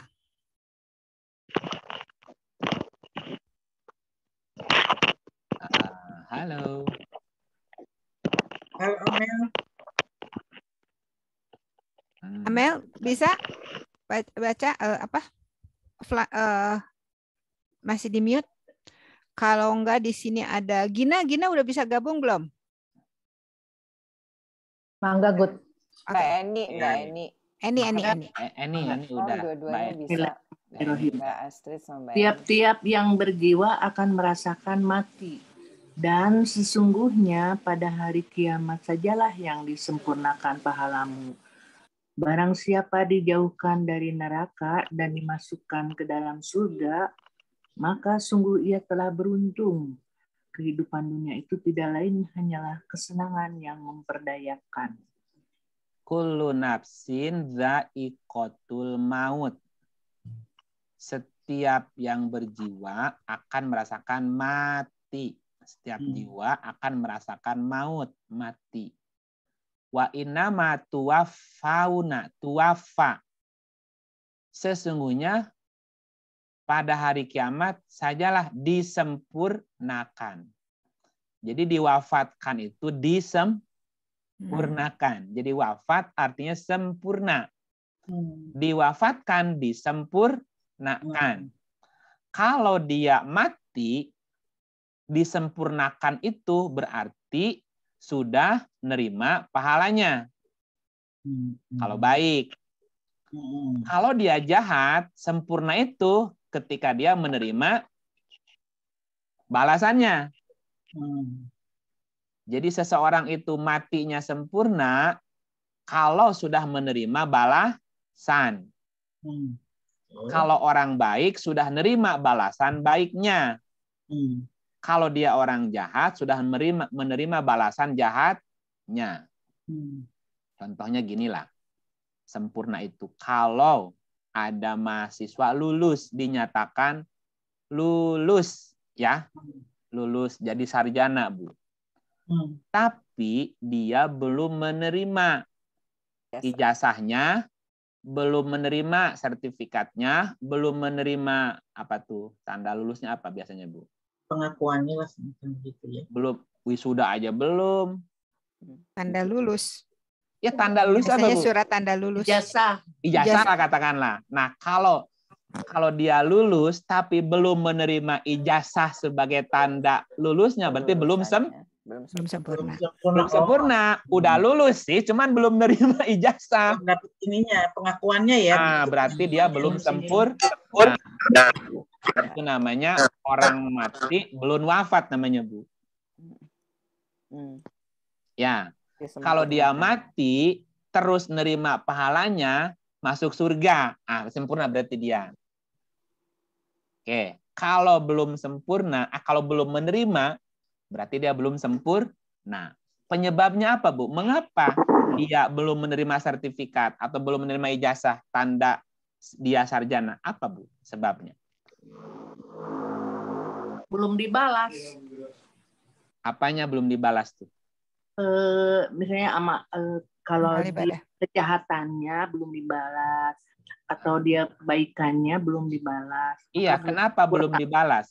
Contoh tadi, kenapa ini ada mahasiswa udah lulus, Bu, tapi dia belum menerima ijazahnya. Sementara orang lain udah nerima. Belum sempurna. Belum disempurnakan. Iya, kenapa belum disempurnakan? Mengapa? Pasti ada alasan nggak, Bu? Mungkin gini kan, ya. Ada alasan. Barangkali ada persyaratan untuk belum lengkap persyaratannya. Mungkin dia cuma masih banyak tunggakan, ya. Gitu nggak? Ya, kan persyaratannya. Kan kata rektorat bilang gini, kamu boleh mengambil ijazah jika sudah selesai tugas kamu. Kewajibannya. Ya, kewajibannya apa? Iya. Skripsinya belum dicetak. SPP terakhirnya wisudanya belum dibayar. Nilainya masih ada yang kurang misalnya, Bu. Atau ada apa-apa lah. Kalau nilai udah selesai katakan. Nah, supaya kan gitu, Bu. Harus diselesaikan. Diselesaikan dulu. Kewajiban. Nah, ada orang yang mati, Bu, ditangguhkan, belum wafat, belum sempurna, dia belum nerima kebaikan dia. Kenapa? Masih ada tadi ada PR yang belum selesai, Bu.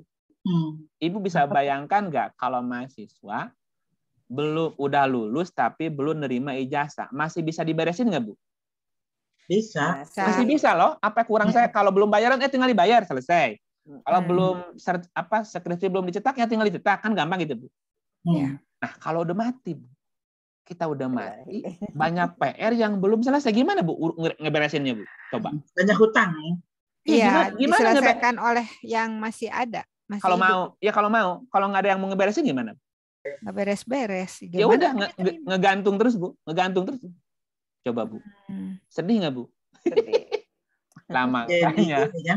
Lama. Jiwa yang melayang-layang kan. Nah, itulah jiwa yang apa bahasa Sunda nama nggak diganggayong. Marakayangan.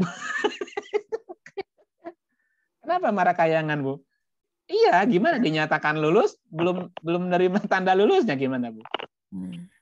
Kenapa dia masih banyak PR yang waktu jadi mahasiswa nggak diberesin? Sampai habis waktu kan gitu ya, Bu ya? Iya. Itulah yang kemudian membuat banyak orang nyesel. Ketika datang waktu kematian masih banyak PR yang belum kelar. Pak Ip mau tanya. Ya. Kan gini, katanya ada orang ya pokoknya berbuat baik yang dilarang Allah misalnya, pokoknya salah, dia mungkin menyakiti orang lain atau tapi dia bertobat, hanya bertobat menurut Ustadz, bertobat aja nanti kamu akan diampuni gitu. Dia bertobat, udah bertobat, udah baik, udah soleh gitu ya. Nah, tapi nanti di alam barzah tuh masih dihisab ya, Pak? Kan katanya sudah diampuni. Kalau diumpamakan si mahasiswa tadi, ya ijazah kamu ditahan ya. Kenapa? Kamu masih banyak kesalahan atau masih banyak tugas yang belum selesai. Oke, kalau gitu saya tobat deh. Saya mau menyelesaikan kekurangan saya kan, salahnya akan dibenerin. Kalau udah dibenerin, Bu, diungkit lagi nggak, Bu? Ya itu justru pertanyaannya. Iya, kalau udah selesai nih tugas saya nih, ini tunggakan saya nih, kira-kira ijazahnya dikasih nggak, Bu? Kasih. Ya dikasih. Nah, kira-kira diungkit-ungkit nggak kemudian hari? Ya. Udah selesai dong. Selesai. Nah, yang jadi masalah tuh yang nggak selesai di sininya, Bu. Yang tidak selesai di sininya. Kalau udah selesai di sini, di sono, udah selesai. Ini ayatnya ya, kan masih ada ayatnya. Jadi nggak ada ini lagi apa tuh biasanya kan ada misalnya timbangannya gitu, timbangannya meskipun dia udah tobat ya, jadi udah kehapus nih, tapi betul-betul tobat gitu. Iya, kalau nanti di sana di alam barzah jadi udah berkurang ya. Kan udah beres urusannya. Yang dihitung tuh kalau belum beres gitu loh, Bu. Makanya Tuhan. Pikiran saya mah, oh nanti diperhitungkan lagi gitu. Jadi di dunia aja gitu. Iya, makanya beresin sebelum mati. Ya, yang akan kebawa nanti ke akhirat kalau sampai batas akhir waktu mati belum taubat, kebawa tuh atau telat. Ya, tobatnya pas mau mati, yang nggak diterima lah, orang udah selesai waktunya, Bu. Ya kapan dia memperbaikinya? Ini ayatnya ya. Nah, lihat ayatnya dulu. 17. Oke, Bu. Mangga, coba. Ya, kayak ini. Sesungguhnya taubat di sisi Allah hanyalah taubat bagi orang-orang yang mengerjakan kejahatan lantaran kejahilan. Yang kemudian mereka bertobat, maka mereka itulah yang diterima Allah taubatnya, dan Allah Maha mengetahui lagi bijaksana. Jadi yang diterima taubatnya, yang taubatnya ketika mati apa setelah mati, Bu? Belum mati. Sebelum mati, segera. Kayak tadi, kamu belum bisa nerima ijazah ya. Kenapa? Gini-gini. Oke, sekarang saya perbaikan, terus segera namanya, Bu. Kalau segera, beres. Udah, lulus. Mereka itulah yang diterima taubatnya. Kalau udah diterima taubatnya, kan selesai urusannya, Bu. Berarti wafat juga kan nantinya, disempurnakan juga balasannya, Bu. Karena kekurangannya sudah disempurnakan. Gitu. Kang Iip, punten, ya. Ini ada kalimat mengerjakan kejahatan lantaran kejahilan. Apakah ada kriteria lain kejahatan, karena ini yang diterima adalah orang yang mengerjakan kejahatan lantaran kejahilan. Kan kalau kita bicara jahil tuh nggak serius amat gitu loh, jahil gitu ya. Gitu. Bukan jahil orang Bandung. Oh, maksudnya gimana tuh? Jahil itu karena kebodohan, ketidaktahuan. Oh, gitu. Jadi gini, ada orang berbuat salah, berbuat dosa, berbuat maksiat, apalah namanya Bu, keburukan. Tapi karena kebodohan dia Bu. Nah setelah ternyata kemudian dia baru tahu itu tuh salah, itu tuh tidak baik. Nah ketika dia berbuat kesalahan karena kejahilan, sekarang dia tahu itu salah. Segera dia bertaubat. Taubat itu kembali ke jalan yang benar. Nanti ada syarat tobat, ada 7. Salah satunya dia tahu itu salah. Sadar. Ternyata ini salah. Dulu saya nggak tahu ini salah gitu loh Bu. Karena kebodohannya. Itulah taubatnya yang diterima.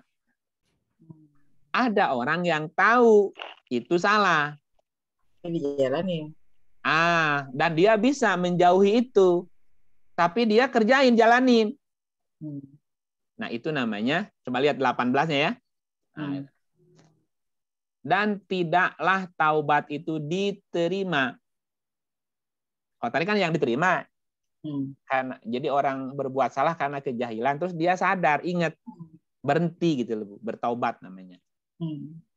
Dan tidaklah taubat itu diterima Allah dari orang-orang yang mengerjakan kejahatan hingga apabila datang ajal kepada seseorang di antara mereka. Baru dia mengatakan, sesungguhnya saya bertobat sekarang.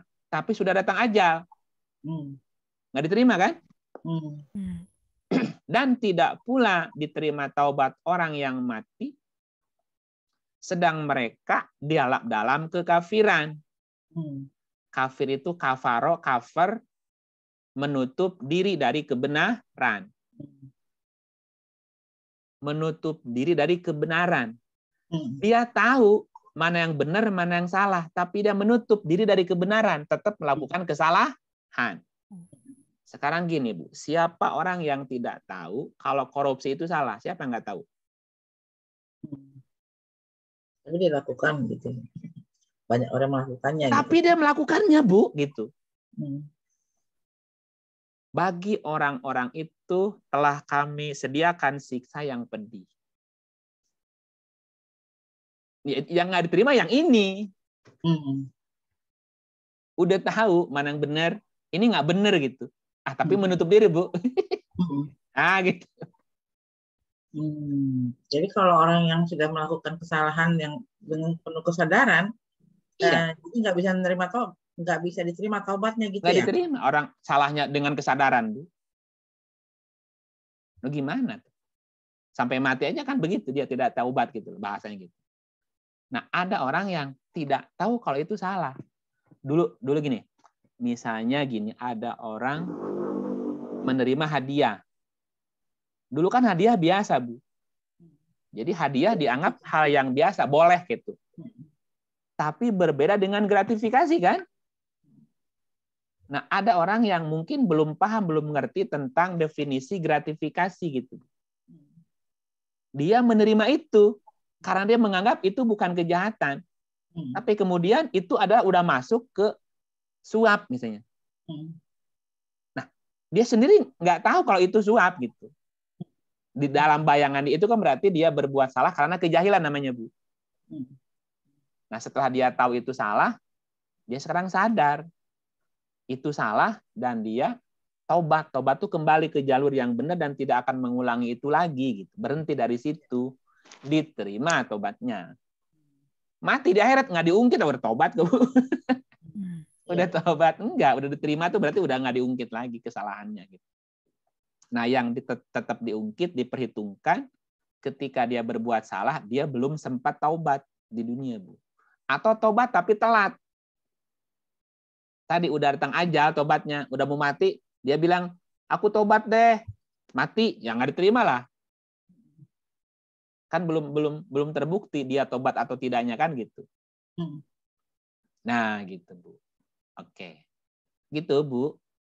Pak, kalau kan ada hasil korupsi nih karena dia tuh ingin menghilangkan rasa bersalah, dan terus uang korupsi itu sebagian dia sumbangkan ke masjid. Misalnya orang-orang masjid nggak tahu bahwa itu uang haram. Kenapa sebagian? Semuanya dong.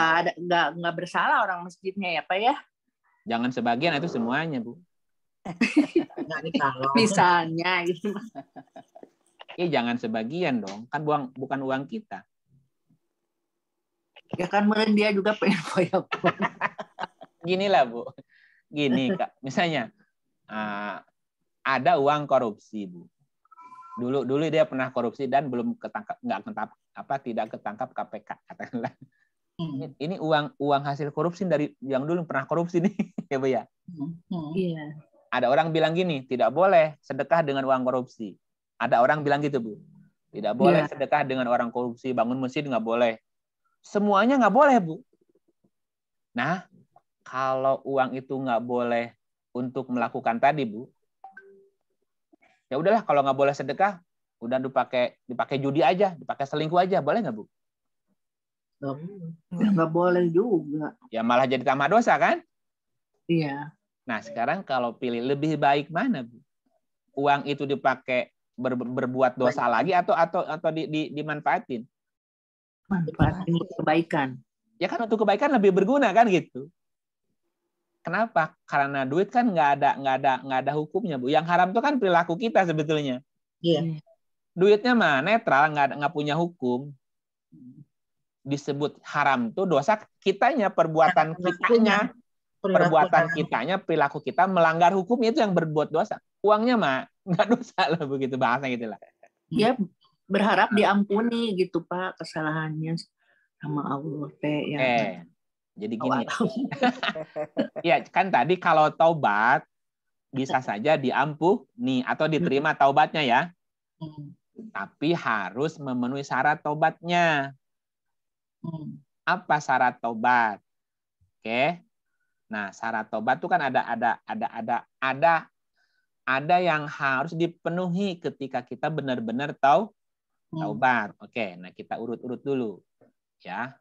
Apa saja supaya diterima taubat? Karena Allah pasti nerima taubat kalau dipenuhi syaratnya ya. Kita lihat dulu surat 3, 135.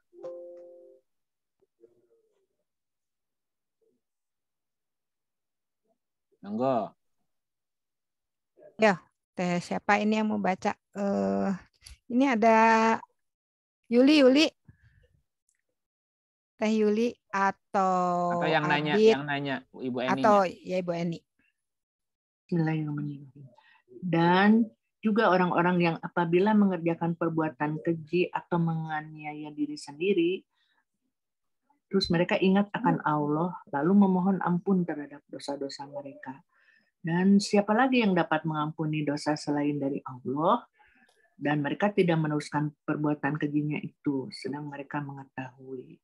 Pertama, ya ini kan cerita perbuatan keji, menganiaya diri, apalah dosa ya. Oke. Mereka ingat Allah. 1, ingat Allah. 2, mohon ampun. Mohon ampun karena telah melakukan dosa. Oke. Udah diampuni? Belum. Baru bertanya, baru memohon. Nah, siapa yang dapat mengampuni dosa selain Allah? Berarti Allah bisa saja mengampuni. Tapi belum selesai nih syaratnya. Setelah ingat Allah, mohon ampun atas dosa-dosanya. Dan 3, tidak meneruskan perbuatan kejinya itu, Bu. Kalau memang niat tobat, jangan mengulang lagi perbuatan itu. Berhenti harus berhenti. 3, oke? 3. Dan yang terpenting, kita tidak meneruskan perbuatan itu atau berhenti dari perbuatan itu kalau kita sadar, kita tahu itu salah. Berarti harus tahu salah. Harus tahu salahnya. Oh, ini salah ternyata, gitu ya. Nah, surat 7 ayatnya 201 ya. Terus Pak, Ya, masih. minta maafnya harus ke yang bersangkutan apa? Belum. Ini dulu poinnya dulu. Poinnya dulu. Kan baru 3 tadi, ingat Allah, mohon ampun, dan tidak mengurangi. Tidak tidak meneruskan perbuatan kejinya. tidak meneruskan lagi perbuatan, berhentilah bahasa. Lanjutnya dulu, poinnya tambah dulu poinnya. Sesungguhnya orang-orang yang bertakwa, bila mereka ditimpa was-was dari syaitan, mereka ingat kepada Allah. Maka ketika itu juga mereka melihat kesalahan-kesalahannya. Yang keempat, kita sekarang harus tahu kesalahan. Ini kesalahan. Jadi harus tahu salah, Bu. Kalau tahu salah, tahu benar nanti. Nah, kan orang itu berbuat dosa karena tidak tahu salah. Akhirnya dia berbuat salah. Oke. Ingat Allah, 1. Mohon ampun, 2. Tidak meneruskan perbuatannya. Kesalahannya. Kalau sudah tahu Salah. Berarti harus tahu salah nggak sekarang, Bu? Harus tahu salah. Harus tahu salah. Harus tahu mana yang tidak boleh, mana yang melanggar hukum. Harus tahu, berarti mesti belajar. Ini salah ya, supaya bisa menghindari. Kalau sudah tahu salah, nah kita lanjutin. Baru 4 nih. 260. Lanjut, Bu. Siapa ada yang lain yang baca? Boleh, Nita mau? Nita. Sok. Monggo. Bismillahirrahmanirrahim. Kecuali mereka yang telah taubat dan mengadakan perbaikan dan menerangkan kebenaran, maka terhadap mereka itu aku menerima tobatnya, dan akulah yang maha menerima tobat lagi maha penyayang. 5. Apa Bu 5? Kan tadi baru 4. 5 apa? Melakukan perbaikan. Nah, melakukan perbaikan. Apa yang dirusak ketika kita melakukan dosa itu, Bu? Apa yang rusak ketika kita berbuat dosa itu apa? Yang rusak apa? Nah, sekarang kita perbaiki. Amalannya.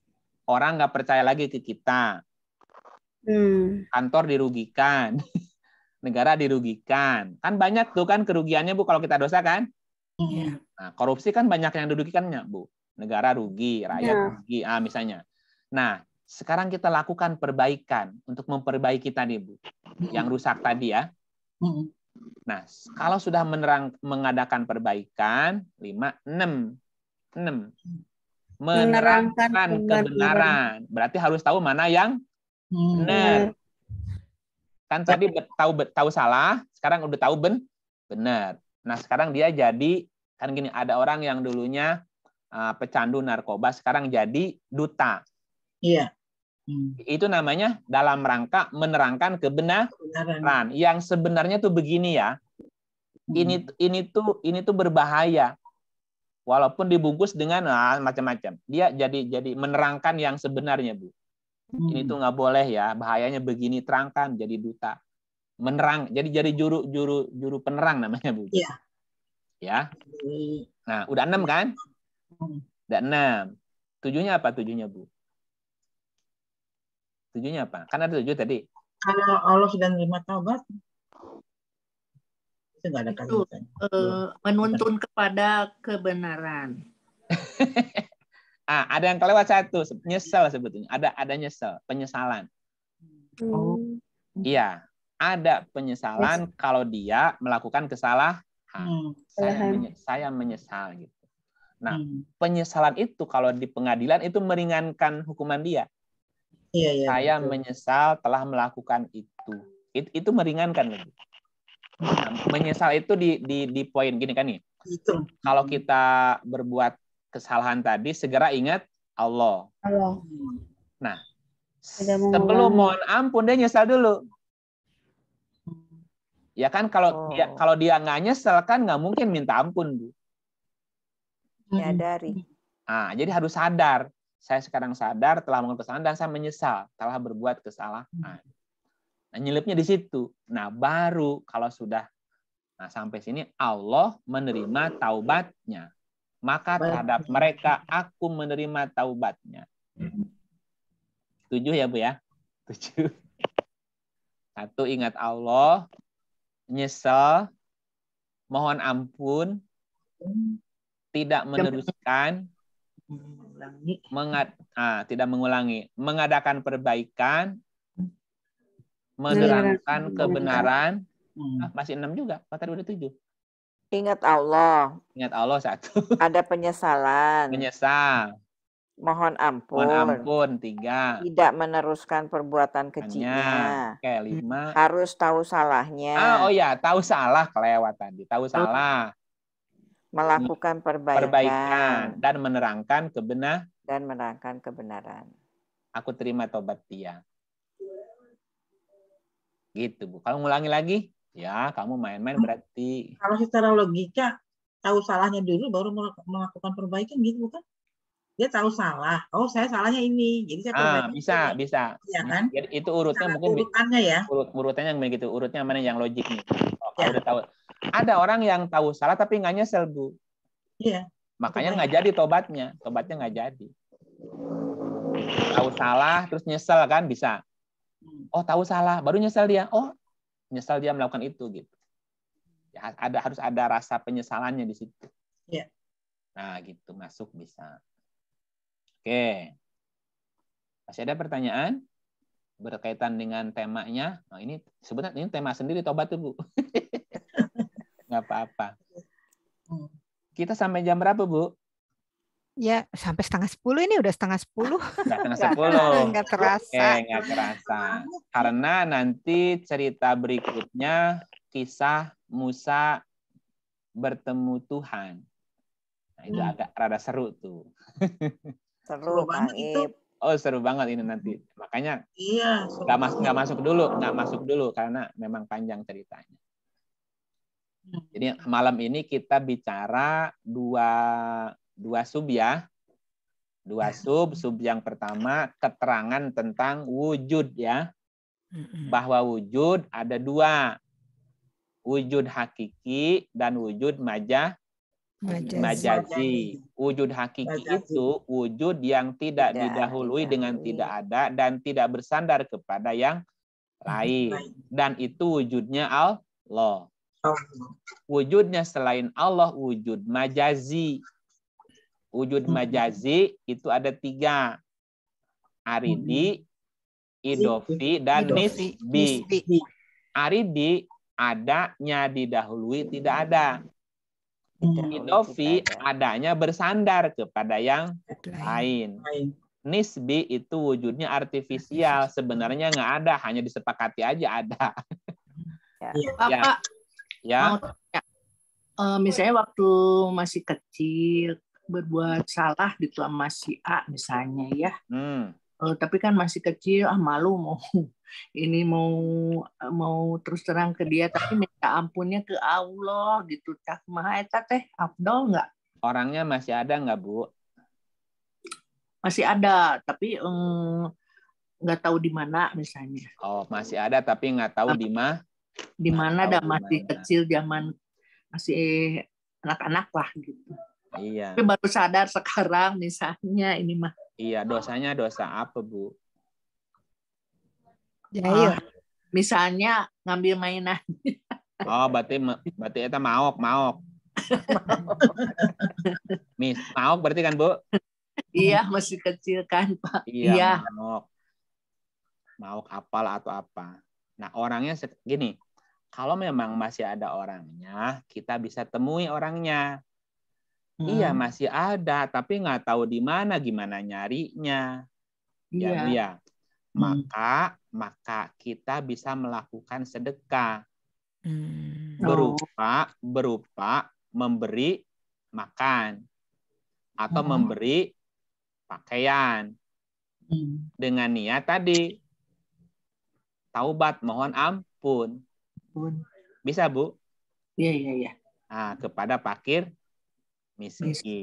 Ya kan masih kecil mah kadang pernah tertarik mainan dia terus sebari jeung ya. terus kontrol ya, nggak ngerti ya. terus dipaok. Tapi ketinggalan juga di balik lemari dia. Iya, orangnya nyari ya, itu kan dulu waktu kecil ya gitu. Iya. Sekarang ya kita bisa melakukan sedekah. Dulu Iya. kita nyolong apa? Mainan. Ya belajar mainan Bu sekarang, sumbangin ke orang, ke TK lah, ke PAUD gitu Bu. Iya. Atau kalau pernah nyolong makanan, ya. nah kita bikin nasi bungkus atau beli masak apa, sedekahin fakir miskin, niatnya tadi nutup kesalahan kita masa lalu. Ya, sedekah emang penolong kita ya, Kang Ip. Iya, sedekah itu menghapus dosa loh Bu. Coba lihat ayatnya ya. 2, nah, biar yakin. 2, ayatnya 271 ya. Ini ada ayatnya Bu, coba. Dibaca boleh. Jika kamu menampakkan sedekahmu, maka itu adalah baik. Dan jika kamu menyembunyikannya dan kamu berikan kepada orang-orang fakir, maka menyembunyikan itu lebih baik bagimu. Dan Allah akan menghapuskan dari kamu sebagian kesalahan-kesalahanmu, dan Allah mengetahui apa yang kamu kerjakan. Allah tahu yang kamu kerjakan ya. Ya, untuk ngapusnya gimana? Ya udah kamu sedekah aja ya. Ah gitu Bu. Dihapus iya. Catatan yang lalu waktu mau baheula kumaha Bu dihapus. Ayat anu mupusna sa ya Allah lah mupusna Bu, urang mah teu bisa Bu. Ini ayatnya ya. Udah berusaha hari sedekah mahnya Pak, tapi teu niatan itu gitu apa teu niatan menghapus yang ya, itu gini gitu. kan kalau kamu sedekah Allah menghapus kesalahan begitu nggak Bu? Jadi udah pasti. Ya udah sedekah aja Bu, nanti Allah ngapus salah itu Bu. Nanti dihapus. Ini ayat hapus menghapus nih Bu. Ayat hapus menghapus ada Bu. Iya. Baru tahu ada ayat. Ya ada. Masya Allah ya. Iya Bu, coba Allah mabager pisan ka urang ya Allah ya Allah mabager. Apa yang dan Paut Mahfud. Nah, bisa nggak Allah menghapus Bu? Ya bisa. Iya. Allah menghapus apa yang Dia kehendaki. Tapi kan nggak ujug-ujug Allah ngapus kalau nggak ada usaha kita. Allah menghapus kesalahanmu. Tadi jika apa Bu? Tobat, bersedekah. Nah, jika kamu mau sedekah ya gitu ya. Ya kalau pernah nyolong-nyolong dulu, saya juga pernah nyolong bala Bu. Nyolong jambu tetangga pagi-pagi ditimpukin berusut Bu. Ya juga ngalamin nakal-nakalnya Bu. Ya gimana tuh ngebayarnya Bu? Udah sekarang sedekah aja dah gitu. Banyak nolong orang aja udah sekarang. Iya. Ngasih makan orang udah gitu Bu. Oke. Enggak masih ada? Cukup. Ya nuhun Pak, nuhun Kang Ip. Okay. Jadi pertemuan depan kita baru masuk Musa ya Bu ya? Ya. Nah, karena kita masih bercerita tentang Allah, bagaimana kisah Musa bertemu Allah Bu. Seru nanti ya gitu. Iya, Baik, terima kasih Bapak Ibu semuanya sudah bergabung. Saya kembalikan kepada siapa Ibu Tini ya? Ini Ibu Guti ininya. Oh, Ibu ya, Monggo, Bu. Baik, terima kasih banyak. Aduh, maaf ini